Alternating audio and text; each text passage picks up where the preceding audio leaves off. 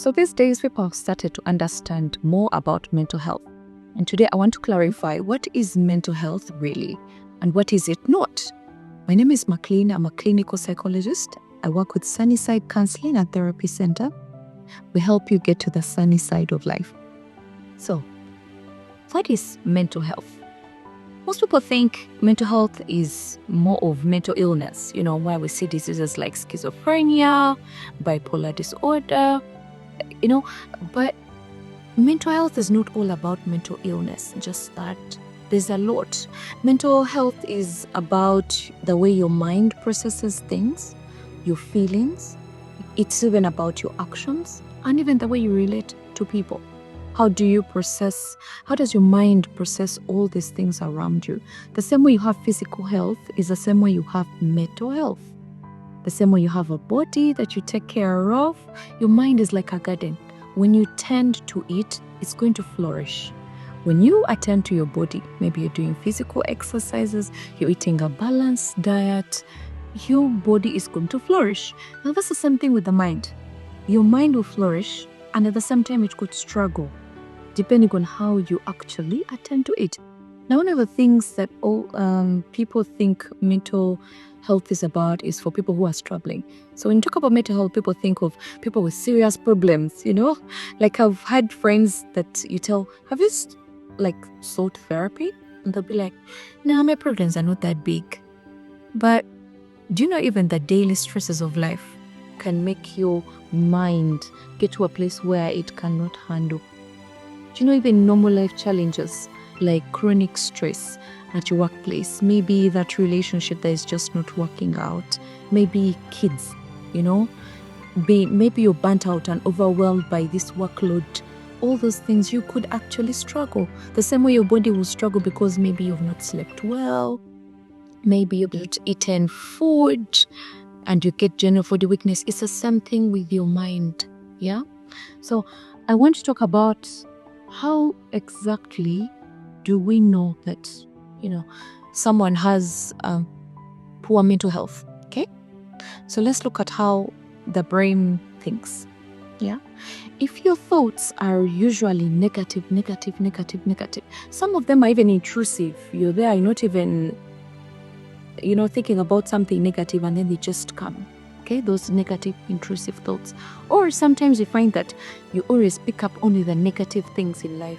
Even when someone shares with you a situation, you catastrophize if you see the biggest calamity. Someone shares with you a business idea, you're like, that one. You look out for the negative. Like for you, always negative, yeah?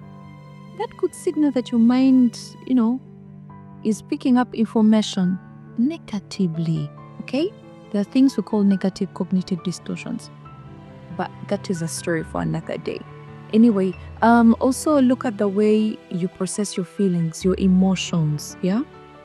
That also speaks about mental health. If you're struggling with sadness, anxiety, the chronic stress and depression, burnout, that's the way you're feeling empty, sad, restless, hopelessness. That is mental health. That means your mental health is struggling, yeah? Then how about the way you respond to things like changes, for example, or disappointments? Are you resilient enough when that guy breaks up with you? Can you actually get back on your feet? Or do you really struggle? When you lose a loved one, okay, it is tough. It is very tough. So even when they change things, how does it affect you?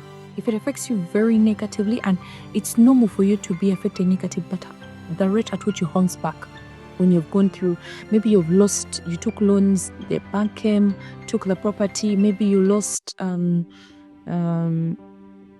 project that you thought you're going to get this promotion, and now they've given it to someone else, so you lost your job. All those disappointments in life, how do you handle them? If you're not able to handle them and be able to bounce back, then your mental health could struggle, okay? And another thing is, how do you relate with people? Because that's why we get things like personality disorders. Personality disorders come from a place of how you relate with others, yeah? So, for example, if you're these people who like to pull others down for you to shine, okay? Or you love attention seeking, and without external validation, you feel you're not complete enough, yeah? Or you find that you're always causing strife everywhere you go, yeah? You need to also look into your mental health, okay? Because this could show the way that your brain perceives things. For example, people who were raised in a place where there was a lot of chaos, yeah? Maybe in a home, too many people who brought in too many things, yeah? Most people actually will find that they will struggle, that when they're even in a peaceful environment, they will cause chaos. It will be like self-sabotage, like you crave that chaos that you saw in your childhood growing up, yeah? And so we're going to talk about different things. We're starting a YouTube channel, and I'll take you through mental health. How do you protect your mental health? How do you take care of yourself? What are the different things that caused you to become who you are? What are the different things that are holding you back? And you'll be able to grow as a person. So follow us, and you'll also be able to shine in your different aspects of life. Life is better together. Reach out if you feel you are struggling with some of the areas that I've talked about. When you take care of your mental health, it's the same thing as your body. Your physical health is important, and so is your mental health. Don't let your mind struggle.